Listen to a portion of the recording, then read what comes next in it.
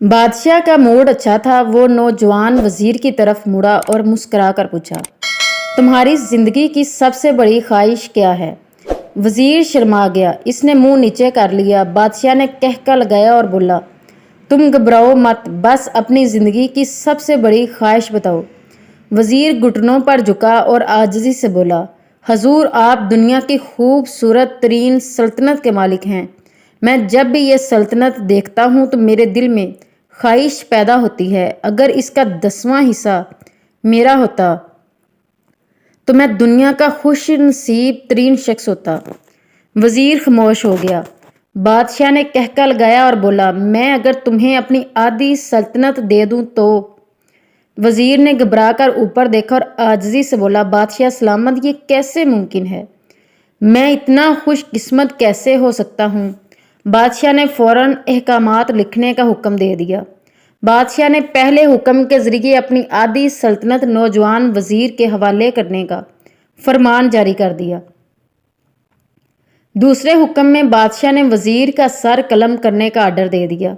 وزیر دونوں احکامات پر حیران رہ گیا۔ بادشاہ نے احکامات پر مہر لگائی اور وزیر کی آنکھوں میں آنکھیں ڈال کر بولا، تمہارے پاس 30 دن ہیں۔ تم نے ان 30 دنوں میں صرف 3 سوالوں کے جواب تلاش کرنے ہیں۔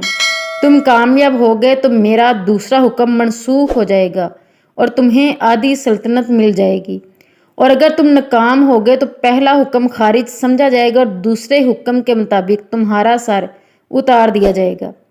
وزیر کی حیرت پریشانی میں بدل گئی۔ بادشاہ نے اس کے بعد فرمایا، میرے 3 سوال لکھ لو۔ وزیر نے لکھنا شروع کر دیا۔ بادشاہ نے کہا، انسان کی زندگی کی سب سے بڑی سچائی کیا ہے؟ وہ رکا اور بولا، دوسرا سوال، انسان کی زندگی کا سب سے بڑا دھوکہ کیا ہے؟ وہ رکا اور پھر بولا، تیسرا سوال، انسان کی زندگی کی سب سے بڑی کمزوری کیا ہے؟ بادشاہ نے اس کے بعد نکارے پر چوٹ لگوائی اور بآواز بلند فرمایا، تمہارا وقت شروع ہوتا ہے اب۔ وزیر نے دونوں پروانے اٹھائے اور دربار سے دوڑ لگا دی۔ اس نے اس شام ملک بھر کے دانشور، ادیب، مفکر اور ذہین لوگ جمع کیے اور سوال ان کے سامنے رکھ دیے۔ ملک بھر کے دانشور ساری رات بحث کرتے رہے، لیکن وزیر نے دوسرے دن دانشور بڑھا دیے، لیکن نتیجہ وہی نکلا۔ وہ آنے والے دنوں میں لوگ بڑھاتا رہا، مگر اسے کوئی تسلی بخش جواب نہ مل سکا، یہاں تک کہ وہ مایوس ہو کر دارالحکومت سے باہر نکل گیا۔ وہ سوال اٹھا کر پورے ملک میں پھرا، مگر اسے کوئی تسلی بخش جواب نہ مل سکا۔ وہ مارا مارا پھرتا رہا، شہر شہر، گاؤں گاؤں کی خاک چھانتا رہا۔ شاہی لباس پھٹ گیا، پگڑی ڈھیلی ہو کر گردن میں لٹک گئی، جوتے پھٹ گئے اور پاؤں میں چھالے پڑ گئے۔ یہاں تک کہ شرط کا آخری دن آ گیا۔ اگلے دن اس نے دربار میں پیش ہونا تھا۔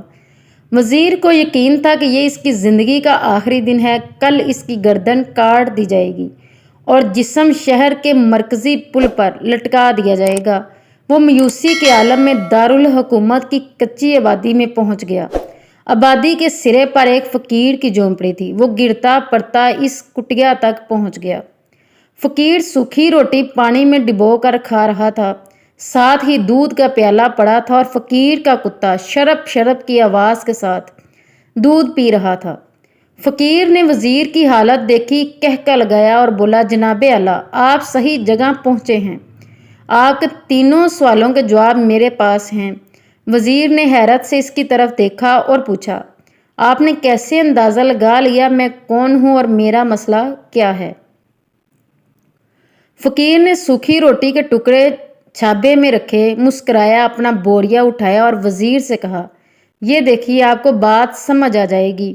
وزیر نے جھک کر دیکھا، بوریوں کے نیچے شاہی خلعت بچھی تھی۔ یہ وہ لباس تھا جو بادشاہ اپنے قریب ترین وزراء کو عنایت کرتا تھا۔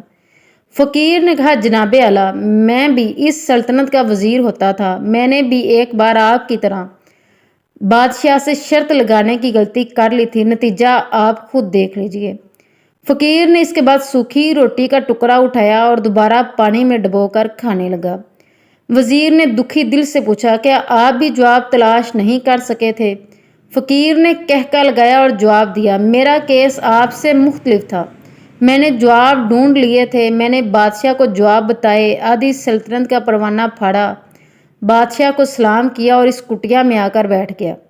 मैं और मेरा कुत्ता दोनों मुतमईन ज़िंदगी गुजार रहे हैं। वज़ीर की हैरत बढ़ गई, लेकिन ये साबिक वज़ीर की हमाकत की तज्ज़िये का वक्त नहीं था। जवाब मालूम करने की घड़ी थी। चनाचे वज़ीर एंकर पर्सन बनने की बजाय फरियादी बन गया और इसने फ़कीर से पूछा, क्या आप मुझे सवालों के जवाब दे सकते हैं?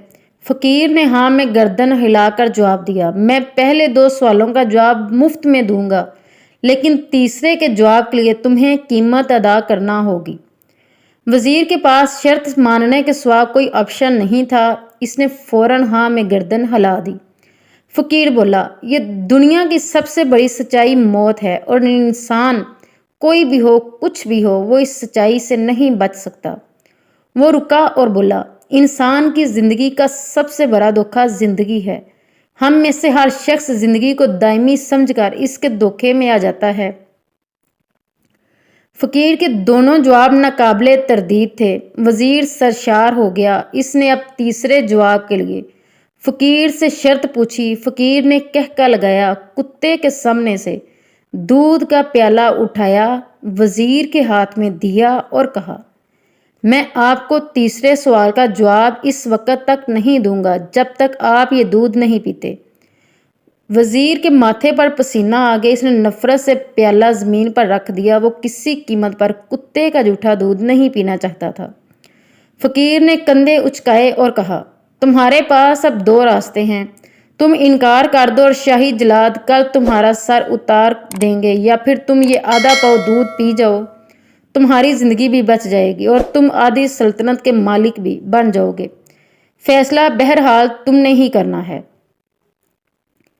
वज़ीर मसले में फंस गया। एक तरफ ज़िंदगी, आधी सल्तनत थी और दूसरी तरफ कुत्ते का जूठा दूध। वो सोचता रहा यहाँ तक कि जान और माल जीत गया और सेल्फ रिस्पेक्ट हार गई। वज़ीर ने प्याला उठाया और एक ही सांस में दूध पी गया। फ़कीर ने कहका लगाया और बोला, मेरे बच्चे, इंसान की सबसे बड़ी कमज़ोरी गर्ज होती है। ये इसे कुत्ते का जूठा दूध तक पीने के लिए मजबूर कर देती है, और ये वो सच है जिसने मुझे सल्तनत का परवाना फाड़कर इस कुटिया में बैठने पर मजबूर कर दिया। मैं जान गया था, मैं जूं जूं ज़िंदगी के धोखे में आऊँगा, मैं मौत की सच्चाई को फरमोश करता जाऊँगा, और मैं मौत को जितना फरमोश करता रहूँगा उतना ही गर्ज की दलदल में दनसता जाऊँगा, और मुझे रोज़ इस दलदल में सांस लेने के लिए गर्ज का गलीज़ दूध पीना पड़ेगा। लिहाजा मेरा मशवरा है, ज़िंदगी की इन तीनों हकीकतों को जान लो, तुम्हारी ज़िंदगी अच्छी गुजरेगी। वज़ीर खजालत, शर्मिंदगी और खुद तरसी का तोहफा लेकर फ़कीर की कुटिया से निकला और महल की तरफ चल पड़ा। वो जूं जूं महल के करीब पहुंच रहा था, इसके एहसास शर्मिंदगी में इजाफा हो रहा था। इसके अंदर जिल्लत का एहसास बढ़ रहा था। वो इस एहसास के साथ महल के दरवाजे पर पहुंचा। इसके सीने में खौफनाक ठेस उठी और घोड़े से गिरा, लंबी हिचकी ली और उसकी रूह कफ़्से अंसरी से परवाज कर गई।